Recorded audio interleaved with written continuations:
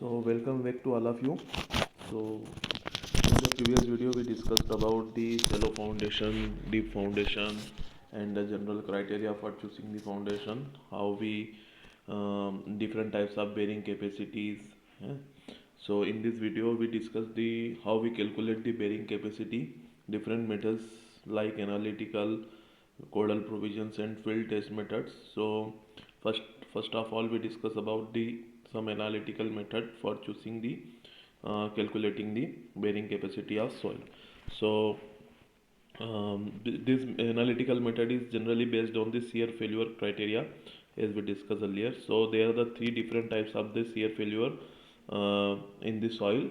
So one by one we discussed. First one is the general shear failure, second one is the punching shear failure, and third one is the local shear failure. So what is the meaning of general, local, and punching shear failure, and how we denote, how we find that this particular type of failure is a general shear failure or this is punching, and what is the general soil criteria on the basis of we this way that we know that this particular criteria is general. So सबसे पहले हम देखते हैं general share failure. General share failure generally जो होता है, आप यहाँ पे देख सकते हैं. सपोज ये आपकी कोई सॉइल फाउंडेशन है, ठीक है. तो यहाँ पे फेल्योर पैटर्न आपको दिख रहा है इस तरह से. आपका ये आपकी ग्राउंड सरफेस है, ये यहाँ पे आपका ग्राउंड सरफेस है, ठीक है. और ये आपका डेप्थ ऑफ फाउंडेशन है DF, और यहाँ पे आपका ये फाउंडेशन रेस्ट कर रहा है. तो अब क्या हो रहा है कि आपकी ड्यू टू दी फेल्यूर, मतलब आपकी सॉइल जो है फेल होगी शीयर में. तो शीयर में फेल होने के कारण क्या होगा कि ये इस तरह से आपका फाउंडेशन जो है ये टिल्ट होगा, और ये टिल्ट होके इसका जो इन्वेलप है, मतलब इस पैटर्न में सॉइल आपकी फेल हो जाएगी. मतलब इस तरह से सॉइल आपकी फेल्योर होगी, ठीक है. और ये ग्राउंड सरफेस तक चला जाएगा. फेल्योर मतलब जो क्रैक होगा या जो भी आपको फेल्योर पैटर्न होगा, फेल्योर इन्वेलप जिसको हम कहते हैं कि जहाँ से सॉइल का फेल होना दिखता है. सीयर फेल्योर का मतलब क्या होता है, कोई चीज़ सीयर में कब फेल होती है. सपोज ये कोई आपका एक बॉक्स है, तो ये सीयर में सीयर फेल्योर का मतलब क्या होता है, जैसे आप स्टील में देखते हैं कि सीयर ऑफ हो गया, मतलब ये पोर्शन इससे अलग हो गया, सेपरेट होना है ना. This is called shear off होना. तो कोई चीज़ एक किसी बॉडी से सीयर ऑफ हो जाती है, जब सीयरिंग हो जाती है उसकी, जो सेपरेटिंग हो जाती है एक दूसरे से ऊपर स्लाइडिंग हो जाती है, तो वो पोर्शन कहलाता है सीयरिंग होना, ठीक है. तो यहाँ से आप देखेंगे कि ये इस तरह से पैटर्न फॉल्व हो रहा है, ये एक पैटर्न इधर जा रहा है, और यहाँ पे ये जो ग्राउंड के ऊपर जो लेयर जा रही है ये आपको फॉर्म हो रही है. मैं इसको हटाता हूँ. तो ये जो इस तरह का जो पैटर्न होता है, ठीक है, मतलब यहाँ पे वेल डिफाइंड फेल्योर प्लेन आपको मिल रहा है, ठीक है. और ये ग्राउंड सरफेस तक जा रहा है, जहाँ पे हीविंग हो रही है सॉइल की, मतलब जो टॉप मोस्ट सॉइल है, आपको ऊपर से ऐसा लगेगा कि सॉइल आपकी स्वेल हो रही है, ठीक है.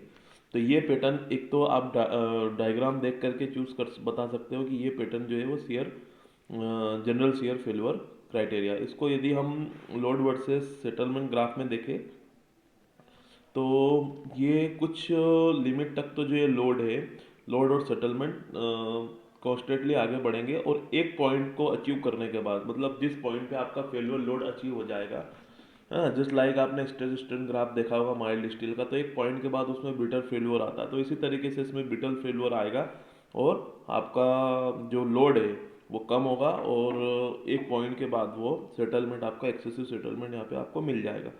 तो ये जनरल शेयर फेल्योर अब किस पर्टिकुलर सॉइल के लिए होता है, कौन सी सॉइल होती है, तो ये आपको देखना है. General shear failure occurs in the soil possessing the brittle type of the shear stress curve. ये आपने देखा कि यहाँ पे shear stress curve है, ये brittle type का है, ठीक है.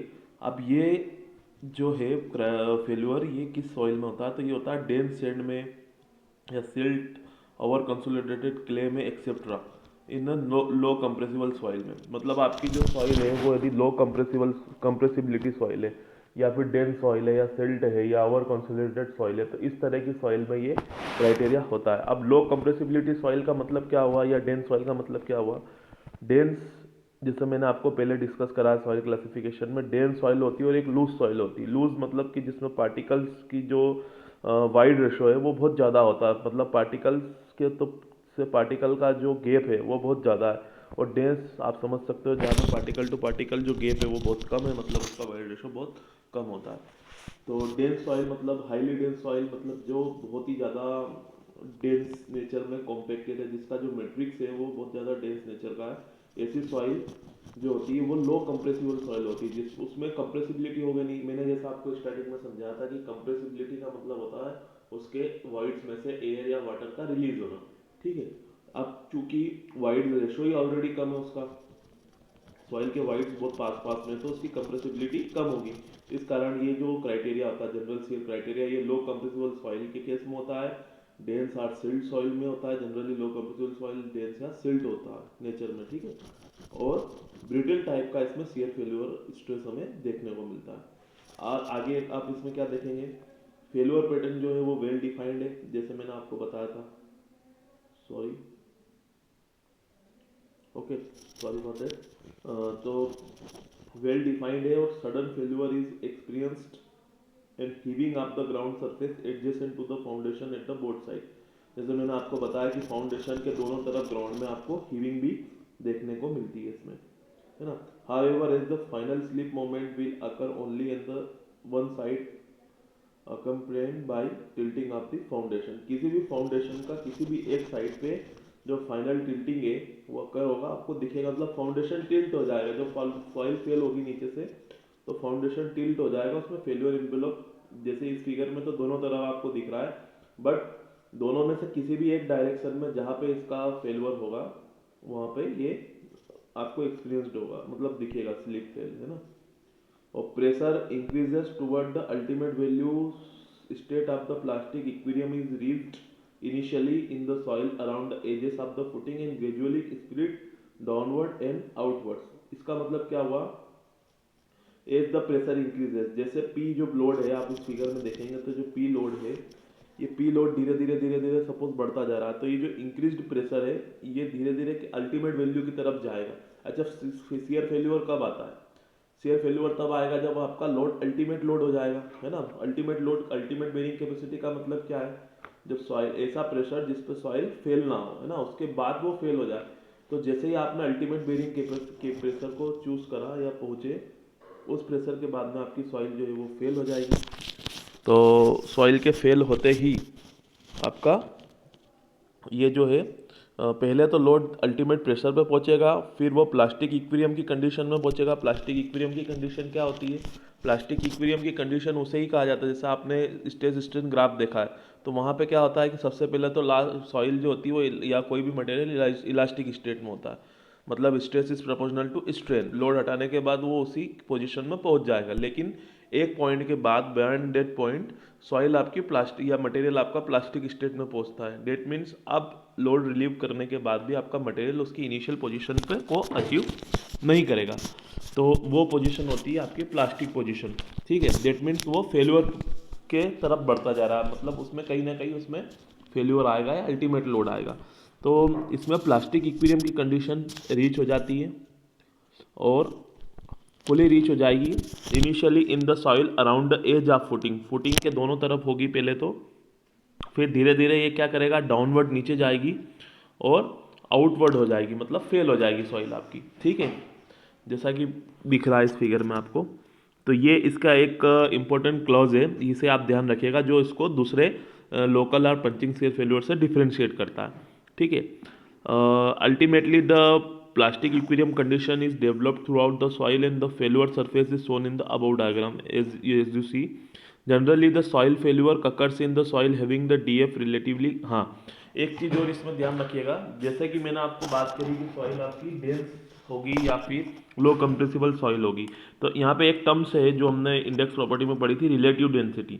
तो रिलेटिव डेंसिटी जो होती है वो यदि सॉइल की 70% से ज़्यादा होती है। रिलेटिव डेंसिटी क्या टर्म्स होती है, किसी भी पर्टिकुलर मैक्सिमम डेंसिटी के रिस्पेक्ट में उस पर्टिकुलर एट ए मोमेंट यदि उसकी डेंसिटी की बात की जाए, जैसे कोई सॉइल है उसकी maximum density suppose 20 kilo Newton पर मीटर क्यूब है, ठीक है, लेकिन एक पॉइंट पे उसकी डेंसिटी हमें मिल रही है 16, 17, 18, तो 20 के रिस्पेक्ट में कितनी मिल रही है वो कहलाती है उसकी रिलेटिव डेंसिटी, ठीक है। एट ए टाइम कितनी उसकी डेंसिटी है, तो रिलेटिव डेंसिटी 70% से ज़्यादा है ठीक है, ऐसी सॉइल जिसकी रिलेटिव डेंसिटी 70% से ज़्यादा है, मतलब मैक्सिमम डेंसिटी के करस्पॉन्डिंग यदि कोई सॉइल जा रही है, ठीक है, क्लोजर है, तो ये एक क्राइटेरिया है, आईडी इज ग्रेटर देन 70%। और सॉइल क्या होगी इसमें, सॉइल आपकी, अच्छा इसमें एक एंगल ऑफ फ्रिक्शन का भी रोल रहता है इसमें, आपको फाई जो होता है एंगल ऑफ फ्रिक्शन वो भी जनरली 35% से ज़्यादा होता है। जितना ज़्यादा फाई की वैल्यू हायर होगी उतना ही सॉइल जो है वो डेंस नेचर का होगा, और जितना फाई की वैल्यू कम होगी सॉइल उतनी लूज नेचर की होगी, ठीक है, ये एक चीज़ ध्यान रखिएगा। चलिए, तो ये तो हो गया आपका जनरल फेल्यूअर। सेकंड नंबर पे आता है आपका लोकल शियर फेल्यूअर। तो लोकल शियर फेल्यूअर इसी के सिमिलर है, बट ये थोड़ा सा कुछ इसमें वेरिएशंस होता है। तो आप इस फिगर को देखेंगे तो यहाँ पे आपका जो फेल्यूअर पैटर्न है वो ग्राउंड तक नहीं जा रहा है, और आपको जो हीविंग है वो भी बहुत स्मॉल क्वांटिटी में मिल रही है। इसका लोड इंटेंसिटी डायग्राम भी आप देखेंगे तो इसमें किसी तरह का आपको ब्रिटलनेस नहीं दिख रही है, ये दोनों पैरेलल है, या दोनों एक दूसरे के load is proportional to settlement है, ठीक है। जैसा कि आपको यहाँ पे ब्रिटलनेस दिख रही थी कि एक पॉइंट के बाद में वो ब्रिटल होकर फेल हो जा रहा है, ऐसा यहाँ पे लोड वर्सेस सेटलमेंट ग्राफ नहीं है, तो ये इसमें डिफरेंट है। तो अब ये डिफरेंस आया है तो ये किस तरह की सॉइल के लिए है, किस सॉइल में इस तरह का पैटर्न मिलता है, तो ये कुछ कंसिडरेबल कंप्रेशन की सॉइल में मिलता है, मतलब कुछ ऐसी सॉइल जो कुछ अमाउंट तक कंप्रेस हो सकती है, एकदम भी कंप्रेसिबल सॉइल नहीं है बट एकदम भी इनकम्प्रेसिबल सॉइल नहीं है, ठीक है, मतलब कि कुछ मीडियम डेंस सॉइल आप कह सकते हो उसको, ठीक है। पार्सली डेवलपमेंट, आप इसमें जो आपका प्लास्टिक इक्वेरियम की कंडीशंस होती है वो पार्सली डेवलप होगी, फुली आपका पैटर्न या फुली आपका इसमें आपको आपको दिख रहा है यहाँ पे पार्सली इसमें प्लास्टिक इक्वेरियम अचीव हो रहा है इस state settlement versus load diagram या स्ट्रेस वर्सेस स्ट्रेन डायग्राम में आप देखेंगे तो। फिर इसमें कुछ हीविंग जो होती है वो स्लाइट हीविंग होगी adjacent to the footing, tilting इसमें होगी नहीं, आपको कहीं भी टिल्ट नहीं होगा फाउंडेशन, जैसे इसमें पूरा टिल्ट होकर के ये आपका हीविंग सरफेस ऊपर तक जा रही थी, तो इसमें किसी भी तरह की टिल्टिंग आपको नहीं मिलती है। और इसका जो फेल्यूर पैटर्न जो होता है वो भी वेल डिफाइंड नहीं होता है, और फेल्यूर भी सडन नहीं होता है, ठीक है, ये एक इसके कई कई इसके डिफ्रेंशिएशंस के पॉइंट्स है। और सबसे इम्पोर्टेंट चीज़ कि सॉइल जो होती है वो 30 से 70% की इसमें रिलेटिव डेंसिटी अचीव करती है, ठीक है, लूज सैंड जिसको हम कह सकते हैं एंड रिलेटिव डेंसिटी, ठीक है। अब लास्ट वन है आपका पंचिंग शियर फेल्यूर। पंचिंग का मतलब होता है जस्ट आपका लोड इतना हाई कंप्रेसिबल सॉइल है कि लोड लगते ही आपका जो सॉइल है जो फाउंडेशन है वो फेल हो जाएगा, वो ग्राउंड में दस जाएगा, ठीक है। तो ये जो आपको दिख रहा है यहाँ पे, तो यहाँ पे ये क्या है कि ये जो आपका फाउंडेशन है, ठीक है, जैसे ही आपने कोई पी लोड लगाया तो पी लोड लगाते ही ये इस पैटर्न पे इसी के सिमिलर नीचे ये एक्सेसिवली फेल हो गया या सेटल हो गया, तो इस तरह का जो ये कहलाता है ये आपका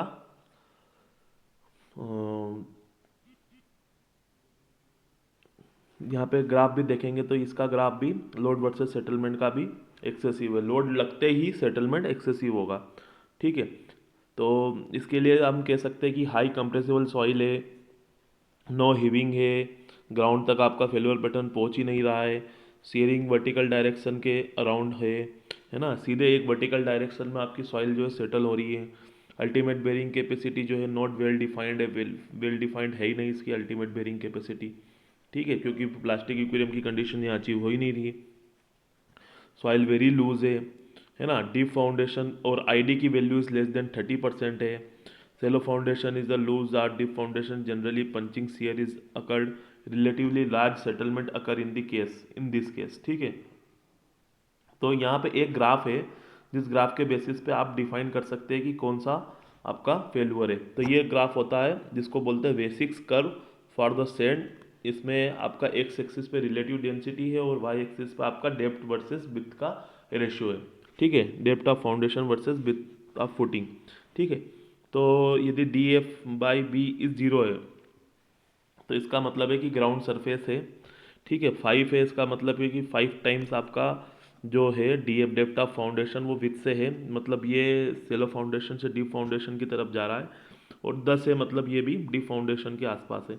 तो यहाँ पे रिलेटिव डेंसिटी आपकी 70 to 100 है तो जनरल शियर फेल्यूर है। 30 से 70 के पैरेलल में बीच में जो जोन है वो लोकल है, और फिर last one is a punching shear failure. Okay, so इसमें कुछ इसकी कुछ कमेंट्स है इन तीनों में, वो हम कंक्लूजन पढ़ लेते हैं। As we go deeper the relative density at which the general shear failure will occur gone on the increasing. जैसे जैसे हम डेप्थ ऑफ फाउंडेशन बढ़ाते जाएंगे वैसे वैसे रिलेटिव डेंसिटी जो जनरल शियर फेल्यूर का जो क्राइटेरिया है वो इंक्रीज होता जा रहा है। आप इस फिगर में देखिए, deep foundation with always a punching shear failure. आप देखेंगे कि जो डीप फाउंडेशन है, ठीक है, डीप फाउंडेशन हमेशा पंचिंग शियर फेल्यूर के केस में होगा, क्योंकि जैसे ही आप देखेंगे कि डी एफ बाई बी का रेशियो 10 या 10 से ज़्यादा है तो वहाँ पे जनरल शियर फेल्यूर आपका नहीं मिलेगा, आपको केवल पंचिंग शियर फेल्यूर ही मिलेगा। ठीक है, फिर आपका जो फाई है ग्रेटर देन 36 डिग्री तो जनरल शियर फेल्यूर अकर होगा। रिलेटिव डेंसिटी ग्रेटर देन 70% है तो जनरल शियर फेल्यूर अकर होगा। ठीक है, और फाई जो है जैसे मैंने आपको बताया था 29 या 28 डिग्री से कम है तो वहाँ पे लोकल शियर फेल्यूर आपको मिलेगा। और 29 डिग्री से फिर यदि आपकी वेरी लूज सॉइल, ठीक है, अराउंड 5-10 डिग्री आपका फाई है तो वो पंचिंग शियर फेल्यूर के केस में। ठीक है, तो ये सब चीज़ें वही कंक्लूजिंग पॉइंट्स है, रिमार्क्स है। इसके बाद एक इम्पोर्टेंट आपका है टरजागी बेरिंग कैपेसिटी थ्योरी। तो ये सबसे मोस्ट इम्पोर्टेंट पोर्शन है क्योंकि इसी के बेसिस पे आगे आपकी इक्वेशन जनरेट होगी, न्यूमेरिकल पोर्शन भी इसी के बेसिस पे होता है, और ये सबसे फर्स्ट थ्योरी थी जो कि बेरिंग कैपेसिटी की थ्योरी थी। तो मैं आपको इसको ब्रीफली डिस्कस करूंगा, इसका डेरिवेशन पार्ट आप देखिएगा। मैं आपकी इसकी जो जनरेशन इक्वेशन का जनरेशन हुआ है वो मैं आपको इसका ब्रीफ बता देता हूँ, और इसके क्या क्या अजम्पशंस थे वो मैं आपको डिस्कस कर लेता हूँ। तो टरजागी की जो थ्योरी थी, इसने सबसे पहले तो स्ट्रिप फाउंडेशन का केस माना है। जैसे कई तरह के फाउंडेशंस मैंने आपको बताए थे इन द प्रीवियस लेक्चर, तो इसने स्ट्रिप फाउंडेशन को कंसीडर करा है। स्ट्रिप फाउंडेशन का मतलब होता है कि जो length of the foundation is greater than 5 times of the width of the foundation. Okay, so the ultimate bearing capacity of the shallow foundation are usually determined by using the bearing capacity theory. इसकी theory के basis पे आप ultimate bearing capacity find out कर सकते हैं। Ultimate ध्यान रखिएगा, है ना।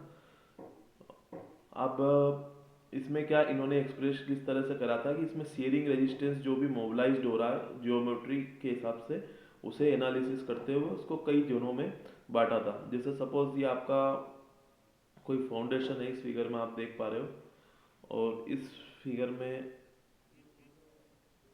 ये फाउंडेशन पोर्शन है, ये आपकी ग्राउंड सरफेस है, और ये आपका जनरल शियर फेल्यूर इसने कंसिडर करा। तो जनरल शियर फेल्यूर का पैटर्न कैसे जाता है, ये इस तरह से ग्राउंड पे जाता है, ये इस तरह से ग्राउंड पे जाता है।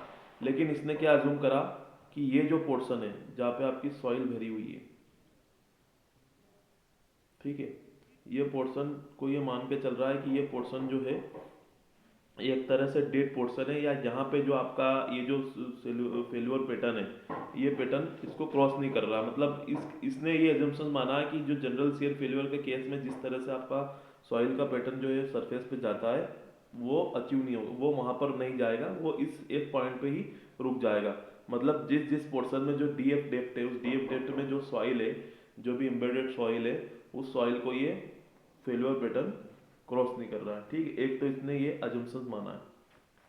फिर the theory is based on the limiting equilibrium approach, ठीक है, where is the force acting on the soil wedges immediately beneath the foundation are examined for static equilibrium condition and the ultimate bearing capacity is determined. मतलब इसने क्या करा है कि static equilibrium की condition जो भी आपका जो जियोमेट्री दिख रही है, तो अलग अलग 3 जियोमेट्री में इसको बांटा है, और तीनों जियोमेट्री में जितना भी नेट लोड अप्लाइड हो रहा है उनको इक्विलिब्रियम कंडीशन में ला करके, स्टैटिक लोड की इक्विलिब्रियम कंडीशंस आपने मैकेनिक्स में पढ़ी होगी, तो उसी पैटर्न पे इसने सारे लोड्स को जो वर्टिकल है दो डाउनवर्ड है उनको आपस में एक तरफ ला करके और कुछ अल्टीमेट बेरिंग कैपेसिटी को कैलकुलेट करने की कोशिश करी। ठीक है, soil above the base of footing is not consider. जैसा कि मैंने बताया कि बेस फुटिंग के बेस के ऊपर या जो भी डी एफ डेप्थ में जो सॉइल है उसको इसने कंसिडर करा ही नहीं है, उसको मान के चला है कि स्ट्रेन में इसका कोई योगदान नहीं है। ठीक है, shear failure is not consider, है ना, उस पर्टिकुलर केस में शियर फेल्यूर को लिया ही नहीं है, वो मान के चल रहा है कि जो सॉइल है वो उस पोर्शन को जा ही नहीं रही है। Terzaghi developed bearing capacity equation for general shear failure for a uniformly loaded strip footing of with B and infinite length carrying a uniform pressure q. On the surface of the mass of homogeneous isotropic soil. Soil आपकी isotropic है, homogeneous है, uniform है, ठीक है। Isotropic, homogeneous and uniform soil, ये आपको पता होना चाहिए कि ये क्या होता है। एक ही तरह के मटेरियल से बनी हुई सॉइल को हम होमोजीनियस कहते हैं। आइसोट्रोपिक, उसकी हर एक डायरेक्शन में उसकी प्रॉपर्टीज, उसकी परमेबिलिटी, उसकी शियर स्ट्रेंथ वो एक होती है, तो उसे आइसोट्रोपिक कहा जाता है। तो ये अजम्पशन है, ठीक है। अब इन सब अजम्पशंस के बेसिस पे जैसे और कुछ अजम्पशंस इसमें हम ऐड करते हैं कि सॉइल स्ट्रिप फुटिंग है, होमोजीनियस है, 2D स्ट्रेंथ है, 3D को हम कंसिडर कर ही नहीं रहे, base of footing is rough, base of footing is laid down as a depth, मतलब कि सेलो फाउंडेशन है, लोड वर्टिकल ही लग रहा है, किसी तरह का कोई मतलब वर्टिकल मतलब सिमेट्रिकल, इसेंट्रिकल या फिर कुछ ऑब्लिक लोड इस तरह से कुछ है ना, नहीं इसमें लग रहा है। जनरल शेयर फेल्यूर है, ग्राउंड हॉरिजॉन्टल है, और शेयरिंग रेजिस्टेंस जो है सॉइल का ग्राउंड सरफेस और बेस ऑफ द फुटिंग जो है वो निगलेक्ट कर दिया। मतलब कि ग्राउंड सरफेस और बेस ऑफ फुटिंग के बीच में जो भी सॉइल है उसके बीच में जितना भी शेयरिंग फेल्यूर हो रहा है, शेयरिंग रेजिस्टेंस हो रहा है, जो भी सॉइल है उसे हम निगलेक्ट करके मान के चल रहे हैं, वो है ही नहीं, ऐसा हमने माना है, ठीक है। उसको एक तरह से हमने सरचार्ज लोड मान लिया जिसकी वैल्यू है gamma into D F. Gamma D F क्या एक प्रेशर होता है, सॉइल प्रेशर। तो हमने ये मान लिया कि उस पर कोई एक सरचार्ज लोड लगा है या कोई एक लाइव लोड लगा है जो सीधा फाउंडेशन के ऊपर अप्लाई हो रहा है, जिसको हम यहाँ पे आप देखेंगे तो एक क्यू करके डिनोट करा हुआ है। ये क्यू क्या है, ये सरचार्ज लोड है। और shear strength of the soil is govern by the more coulomb criteria. More coulomb criteria क्या होता है, ये शियर स्ट्रेंथ के पोर्शन में डिस्कस करेंगे। तो ये उस क्राइटेरिया के बेसिस पे शियर स्ट्रेंथ जो होती है इसकी गवर्न होती है सॉइल की, ठीक है। तो इसने 3 पोर्शन में इसको बांटा है। जोन फर्स्ट, यहाँ पे आप देखेंगे फर्स्ट, सेकंड और थर्ड 3 जोन है, लेफ्ट हैंड साइड है, राइट हैंड साइड आप किस भी देख लीजिए। तो फर्स्ट जोन है जिसे इलास्टिक इक्विलिब्रियम का जोन कहते हैं, जहाँ पे स्ट्रेस वर्सेस स्ट्रेन है, वहाँ पे कोई किसी तरह का प्लास्टिक इक्विलिब्रियम नहीं आ रहा है। सेकंड जो है वो रेडियल शियर जोन है। शियर जोन का मतलब ही होता है कि फेल्यूर होना, तो रेडियल फेल्यूर हो रहा है। यहाँ पे आप देखेंगे तो यहाँ पे आपको रेडियली ये जो कर्व है ये रेडियली मिलेगा, और यहाँ पे ये जो कर्व है ये आपका लोगरिथमिक कर्व कहलाता है, ठीक है। तो ये 3 कर्व में इसको डिवाइडेड करा है, Rankine passive zone, radial shear zone, ठीक है। और सबसे इंपॉर्टेंट बात, कई बार यहाँ पे ये पूछ लिया जाता है कि इसका फेल्यूर पैटर्न एंगल क्या है, तो ये 45 डिग्री माइनस 5/2 पे है, जिसको हम पैसिव एक्टिव पैसिव आप अर्थ प्रेशर कोफिशिएंट आगे पढ़ेंगे, तो ये आपका पैसिव पैटर्न पे है। पैसिव 45 डिग्री माइनस 5/2 ही आपका पैसिव अर्थ प्रेशर कोफिशिएंट होता है, और एक्टिव अर्थ प्रेशर कोफिशिएंट होता है 45 प्लस 5/2, ठीक है। तो एक चीज़ ये भी यहाँ पे इम्पोर्टेंट है सॉरी, इसीलिए इसे पैसिव जोन कहा है। रेंकाइंस ने कई जोन्स दिए, तो ये आप आगे देखिएगा इसको अलग अलग जोन्स वाइज इसने स्टैटिक इक्विलिब्रियम की कंडीशंस को लगाते हुए फोर्स को इक्वल कराए, ठीक है। डिफरेंट टाइप के जितने भी अर्थ प्रेशर्स के जो लोड इस पर लग रहे हैं सभी को इसने कोरिलेट करते हुए एक जनरलाइज इक्वेशन दिए, तो हमें उस इक्वेशंस को देखना है। तो यहाँ पे आप देखिए ये इक्वेशंस को आप नोट करिए, ये इक्वेशंस बहुत इंपॉर्टेंट है। इसका डेरिवेशन आप देखिएगा, ये कई बार पूछ लिया जाता है, इसमें कुछ है नहीं। Q U equal to C N C Q N Q plus half into B into gamma into N gamma, ये इक्वेशन है ये। अब इस इक्वेशन में एक एक टर्म्स में आपको एक बार बता देता हूँ क्या क्या होते हैं, फिर आगे हम इसके न्यूमेरिकल्स पोर्शन में डिस्कस करेंगे।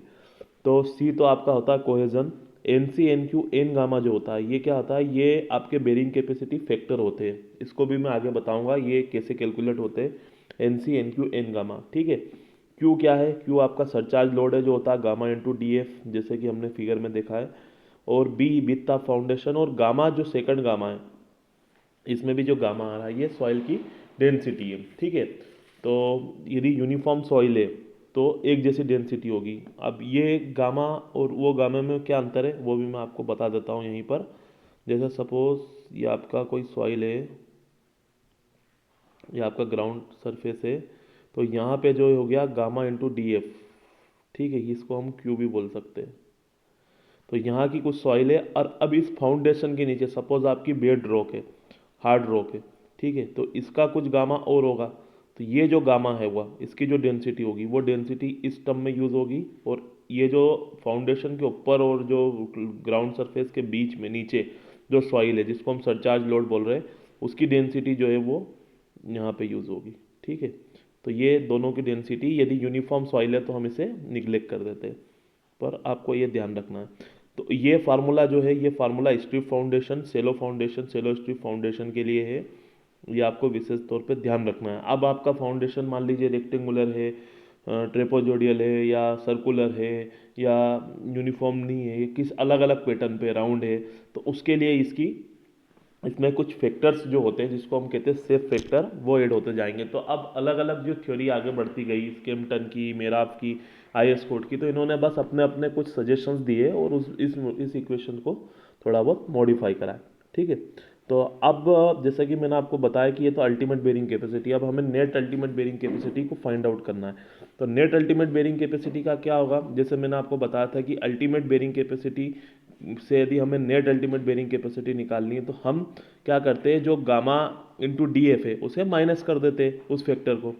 तो जैसे ही आप क्यू को माइनस करेंगे, Q that means gamma into D F, तो इस इक्वेशन में जैसे ही आप क्यू को माइनस करेंगे, इस इक्वेशन में मान लीजिए आपने क्यू को माइनस करा, माइनस हाफ क्यू, तो यहाँ पे भी क्यू और यहाँ पे भी क्यू है, तो ये क्यू और ये क्यू क्या होगा, कॉमन हो जाएगा और एन क्यू माइनस वन हो जाएगा। तो ये इक्वेशन आपको ध्यान रखना है आगे। ठीक है, ये अगली इक्वेशन है जिसको आपको नोट करना है नेट अल्टीमेट बेरिंग कैपेसिटी के लिए। अब आपको मान लीजिए सेफ निकालना है, नेट सेफ निकालना है, तो आप इसमें फैक्टर ऑफ सेफ्टी लगा देंगे। फिर यदि आपको सेफ निकालना है तो इसमें प्लस करके गामा इंटू डी एफ कर देंगे, तो आपको ये सेफ निकल जाएगी। तो ये इक्वेशन से इसके हम जब न्यूमेरिकल करेंगे तो ये क्लियर होगा। और ये तीन फार्मूले और यहाँ पे आप नोट कर लीजिए, N C, N Q, N gamma के। ठीक है, ये फार्मूले जनरलाइज फार्मूले हैं। और यहाँ पे के पी वाई क्या है, पेसिव अर्थ प्रेशर कोफिशिएंट है। जनरली ये आपको गिवन रहता है, पर्टिकुलर फाई के बेसिस पे डिनोट होता है। फाई से ही ये N C, N Q, N gamma जो कि बेरिंग कैपेसिटी फैक्टर होते हैं ये निकलते हैं। बट यदि इन केस एग्जाम में आपको अवेलेबल नहीं है या आपको सीधा फाई दिया है और N C, N Q, N gamma नहीं दिया है, तो आपको ये कैलकुलेट करना होगा यहाँ से और फिर इसको यूज़ करना होगा। बस मोस्ट केसेस में ये आपको प्रोवाइडेड होता है। ठीक है, ओके। तो अब हम इसके एक लास्ट चीज़ और इसमें मैं आपको डिस्कस करना चाहता हूँ। यहाँ पे आपकी यदि कोई क्लेली सॉइल है तो क्लेली सॉइल के लिए आपका जो फाई होता है, जैसे कि मैंने बताया कि क्ले के लिए यदि आपकी प्योरली क्लेली सॉइल है, मतलब कि पर्टिकुलरली सॉफ्ट सॉइल है या जिसमें 100% कोहेजन है, फ्रिक्शन है नहीं, तो फ्रिक्शन नहीं है तो वहाँ पे फाई जो है, एंगल ऑफ फ्रिक्शन, वो ज़ीरो हो जाएगा। तो उस केस में एनसी की वैल्यू स्टैंडर्ड जो टरजागी ने शो करी है, ये भी चेंज होती है, अलग अलग है ना, आईएस कोड में अलग होगी, मेराप में अलग होगी। लेकिन अभी आप टरजागी थ्योरी की बात कर रहे हैं, यदि क्वेश्चन में कुछ नहीं दिया है तो आप टरजागी आईएस किसी को भी मान के कर सकते हो, बट दिया रहता है, गिवन रहता है। तो एन सी इक्वल टू 5.7 आपको कंसिडर करना है, एन क्यू की वैल्यू आपको 1 लेना है और एन गामा जो है उसको 0 पुट करना है। तो इस पर्टिकुलर तीनों को यदि आप इस इक्वेशन में आप जब पुट करेंगे तो यहाँ पे आपको मिलेगा 5.7 C into N C, q into N Q, N q is a 1, तो क्यू प्लस क्यू, और फिर क्या होता है 0.5 into gamma into B into N gamma. चूँकि एन गामा इज 0 है तो यहाँ पे आपको ये directly 5.7 C plus Q achieve हो जाएगा। ठीक है, और नेट के लिए हम माइनस क्यू कर देते हैं। ठीक है, तो क्यू माइनस होगा तो 5.7 सी आपको डायरेक्टली मिल जाएगा। ठीक है, तो ये आपको ध्यान रखना है। इसमें एनसी की वैल्यू वेल नोन होती है, कभी क्वेश्चन में दिया हो कि soil is a cohesive soil है तो वहाँ आप डायरेक्टली इसको पुट कर दीजिए। ओके, सो इसके बाद ये जो वेरिएशंस है मैंने आपको बताया था, तो ये सेफ फैक्टर होते हैं। यदि आपकी कोई स्क्वायर फुटिंग है तो इसको भी नोट कर लीजिए, स्क्वायर फुटिंग और सर्कुलर फुटिंग। तो यहाँ पे क्या चेंज होगा, ये 1.3 आपकी, इसको आप इस तरह से नोट कर लीजिएगा। मैं आपको एक इसको टेबुलर फॉर्म में बता देता हूँ। जैसे सपोज आपका एस सी और एस क्यू और एस गामा, ठीक है। और यहाँ पे आपका सबसे पहले तो आपको मान लीजिए स्क्वायर फुटिंग है और राउंड फुटिंग है। ठीक है। तो स्क्वायर फुटिंग में एस सी की वैल्यू हो गई 1.3, राउंड फुटिंग में भी 1.3, एस क्यू 1 होंगे, और एस गामा जो है मतलब जो गामा वाला लास्ट वाला पोर्शन है वहाँ पे आपको ये ऐड करना है, तो ये वैल्यू हो गई आपकी 0.4.3। ठीक है, तो ये टेबल आपको ध्यान रहेगी तो आप ये फार्मूला बना लेंगे। 1.3, 0.4, 0.3, इस तरह से आपको ये राउंड के लिए, और रेक्टेंगुलर के लिए भी होती है। रेक्टेंगुलर के लिए क्या होती है, इसके लिए होता है 1 + 0.3 B/L, ये 1, और ये 1 - 0.2 B/L। ठीक है, सॉरी ये 0.8 होता है और ये 0.6 होता है, बट जब आप उस फार्मूले में उसको 1/2 करेंगे, 1/2 into gamma into B into गेन गामा, तो ये 0.4 और 0.3 रहेगा। लेकिन आप यदि इस फैक्टर में ध्यान रखेंगे, S C S Q S gamma, मतलब एस सी मतलब starting C into N C वाले टर्म्स में मल्टीप्लाई कर दीजिए, एस को आपका 1 1 1 1 रहता, तो इसको आप याद करिए चाहे ना करिए, और एस गामा जो होता है ये 0.8, 0.6, 1 - 0.2 B/L होता है। ठीक है, तो इस तरह से इसको ध्यान रखिएगा आप ये फार्मूले को। ओके, इसके बाद हम इसमें आगे इसके न्यूमेरिकल देखेंगे। हाँ, एक चीज़ और इसमें इसमें आपको डिस्कस करना चाहता हूँ कि ये सारे क्राइटेरिया जो होते हैं ये आपके किसके लिए है, जनरल शियर फेल्यूर के लिए। अब यदि आपको कोई लोकल शियर फेल्यूर दिया है ना, तो क्राइटेरिया में दिया है कि लोकल शियर फेल्यूर है, तो आप क्या करेंगे, लोकल शियर फेल्यूर के लिए जो सी होता है उस सी को रिप्लेस कर देंगे सी एम से। तो सी एम क्या होता है, 2/3 ऑफ सी। ठीक है, और जो फाई होता है, दो ही आपके स्टैंड क्राइटेरिया होते हैं, फाई और सी, तो जो फाई होता है उसको आप रिप्लेस कर देंगे 10φm से, और 10φm क्या होगा, 2/3 ऑफ 10φ। तो ये एक चीज़ और आप इसमें नोट कर लीजिए। ठीक है, तो ये इक्वेशन आपकी मॉडिफाई हो जाएगी, मॉडिफाई होकर के आपकी इक्वेशन कैसी बनेगी, बस आपको सी की जगह पे 2/3 ऑफ सी यूज़ करना है, क्योंकि आपको सी एम का यूज़ करना है इसमें, और फाई की जगह पे जो जब भी आप फाई कैलकुलेट करेंगे तो फाई को आप मॉडिफाई कर देंगे 2/3 से, 2/3 ऑफ 10φ। यहाँ से आप फाई एम निकाल लेंगे, फाई एम का फिर आपको हर जगह यूज़ करना है। ठीक है, तो ये इक्वेशन आप नोट कर लीजिए। और यहाँ पे जो N C N Q N gamma, ये चूंकि फाई के कारण मॉडिफाई हो जाएंगे, तो इसे हम डैश से डिनोट करेंगे, N C dash, N Q dash and N gamma dash. ठीक है, और फाई जनरली आपका 29 डिग्री से कम होता तो लोकल शियर फेल्यूर, तो इससे आपको देखना है। ठीक है, अब आपको दिया है सपोज फाई = 20 डिग्री। ठीक है, तो आपको यहाँ पता हो जाना चाहिए कि ये लोकल शियर फेल्यूर का केस है, क्योंकि फाइल आपका 29 डिग्री से कम है या 36 डिग्री से कम है। तो आपको बस सीधा ही आपको जो फाई है उसको मॉडिफाई करके फाई एम में कन्वर्ट कर देना है, और फाई एम आप इस फार्मूले से निकाल लेंगे 2/3 ऑफ 10φ करके। ठीक है, और फिर उसको यूज़ करना है। ओके, फिर अब इसका अगले नेक्स्ट क्लास में हम इसका एक न्यूमेरिकल देखते हैं। Okay, thank you.